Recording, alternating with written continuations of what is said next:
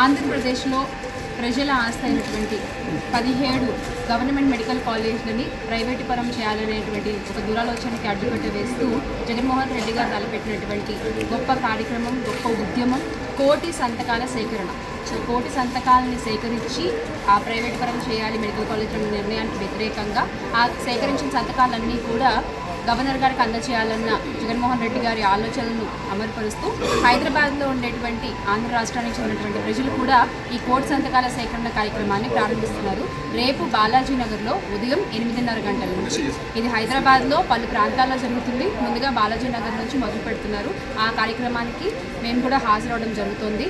So ఈ government ఆస్తి ఆ రోజున ఏదైతే జగన్మోహన్ రెడ్డి గారు ఆంధ్ర రాష్ట్రానికి ఏర్పరిచారో ఆ లక్షల కోట్ల విలువ చేసేటువంటి ఆస్తిని అన్నిటికంటే డబ్బు కంటే ముందు ఆరోగ్యం పేదవాడికి అందుబాటులో ఉండాలన్న మంచి ఆలోచనల్ని గండి కొడుతూ ఈ ప్రభుత్వం చేస్తున్నటువంటి ప్రైవేటీకరణ అనే ఒక దురాలోచనకు వ్యతిరేకంగా ఈ కోటి సంతకాల సేకరణ కార్యక్రమం జరుగుతోంది హైదరాబాద్లో కూడా.